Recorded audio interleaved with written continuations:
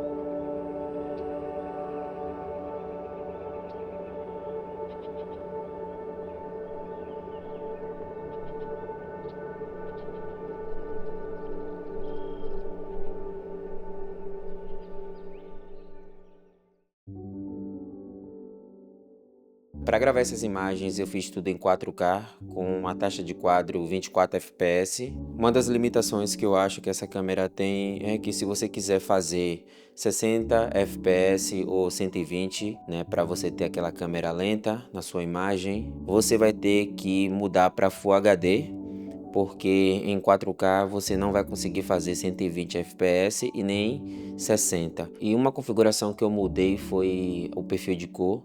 Nesse caso eu gravei em S-Log2 PP8, né? O motivo pelo qual eu gosto de gravar em S-Log é porque eu gosto de ter mais alcance dinâmico na imagem, né? Para depois eu fazer o tratamento de cor. E essa cena que vocês estão assistindo agora está sendo tudo gravada com a câmera, com a Sony e com a lente do kit, que no caso é a 1650, que já veio com essa câmera aí quando eu comprei. Por se tratar de uma lente que a abertura dela é 3.5, ela também não tem um bom desempenho em luz baixa. Para fins profissionais, se você realmente preza em qualidade de imagem, essa lente eu não recomendaria, porque é uma lente de entrada, então a qualidade ótica dela não é tão boa assim.